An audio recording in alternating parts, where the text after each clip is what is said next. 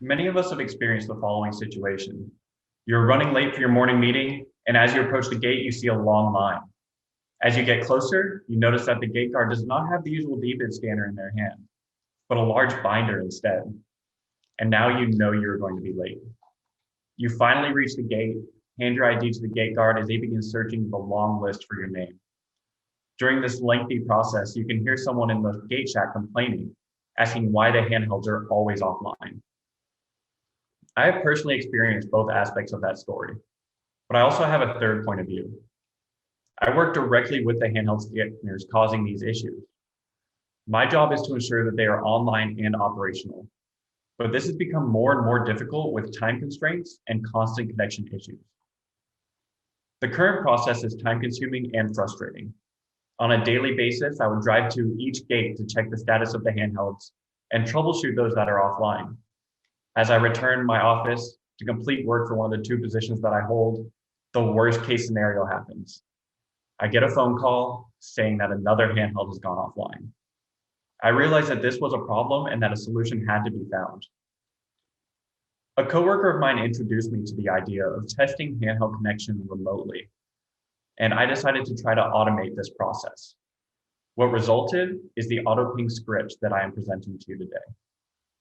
I began developing it September of last year and had a functioning version by November. This script is run automatically several times per day and can be adjusted as needed. It checks to see if handhelds are online and outputs the results within just 2 minutes. This is 95% faster than me driving to each gate. I then reached out to my local network operations center about developing a viewable status site set up on the internet, which could show the status of handhelds 24/7. Normally, this could only be achieved through constantly having the handhelds in my hand. But this status site not only gives information to me as the manager, but also to dispatchers, flight chiefs, squadron leadership, and audit agencies. This idea is not a new concept.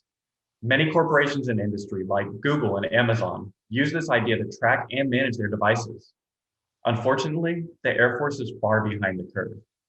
There is no developed solution for actively showing the status of devices.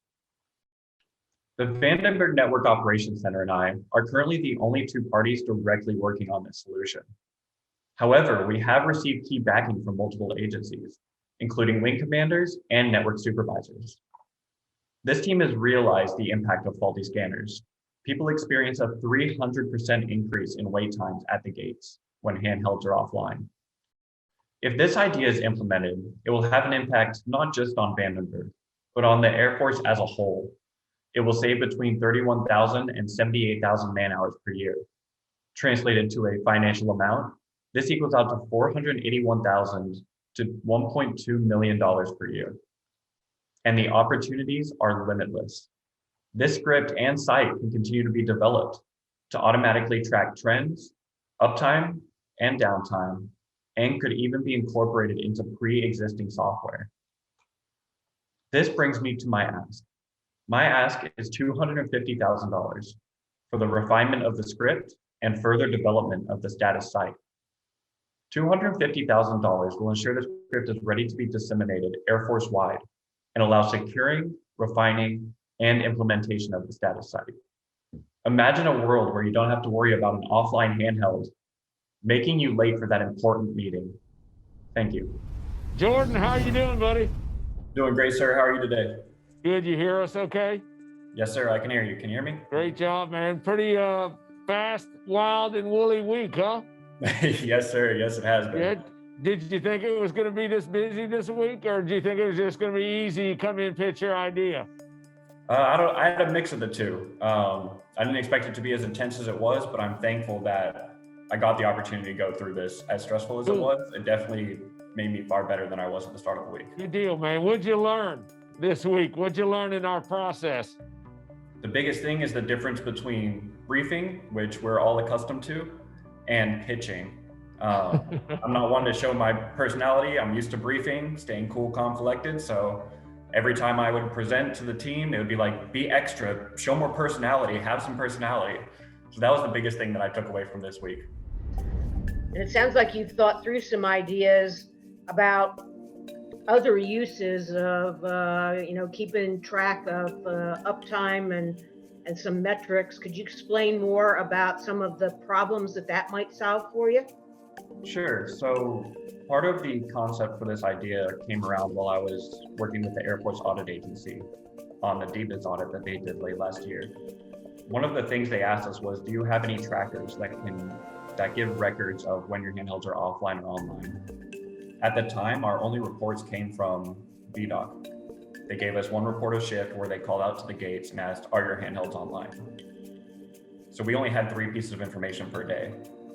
So when I developed the script, I wanted to make sure it was something that could be scaled up and allow us to run it as many times per day as we want. And then for further development, I wanted to be able to output that information into an Excel file or some other form of tracker that could automatically track a percentage of how long they're online and how long they're offline. That way we have that information on hand. Hey, Jordan, great pitch. I think you kind of really had us at, at the beginning of the day, usually shift change.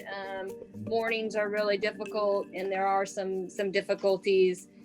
You said 250,000 Air Force wide.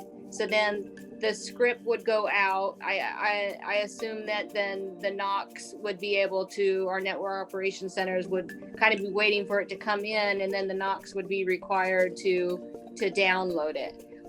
Is there any training that would be required for, either gathering the automation numbers daily or making sure that we had the metrics of what happened, went down, to help feed that auditability trail that you were talking about, the DCAA audit or the Air Force audit, and any other training that we should know about? Over.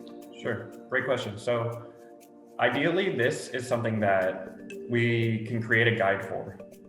It would be simple enough that, because the site is developed with a program called Adobe Spark, and it's actually not much coding. It's mostly just plug and play. All you have to do is have that list of IP addresses, which are what are used to send the ping out to the handhelds. And once you have that and you're able to pull data from that, you're all good to go. So they would just set up the design of the site, put the data in, and then boom, it would be accessible. Does that answer the extent of your question, ma'am?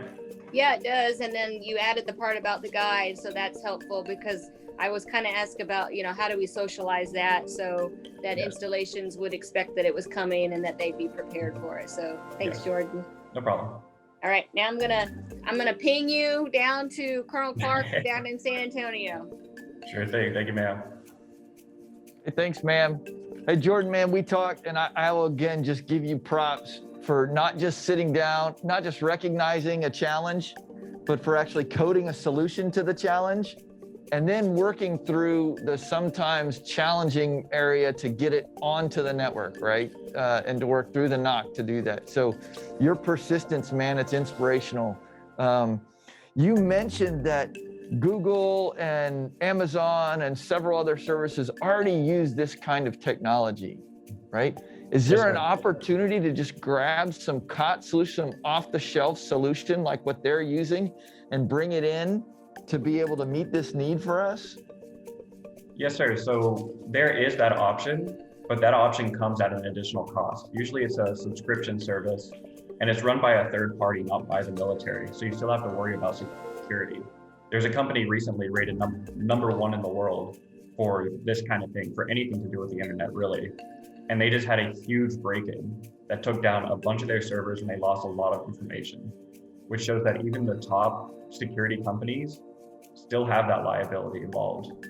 With this being handled internally, I think that's the biggest thing that this has to offer, is that we handle this as Air Force members at the network operations center level, and then down to security forces. Good deal, man. This is a good solution, a scalable solution, an inexpensive solution that can get after 78 installations Air and Space Force wide, Jordan. Thanks for putting some brain work to it, man, and coming up with a great pitch, coming and being a finalist, and talking with us. Oh. Well, thank you, sir. Thanks, man.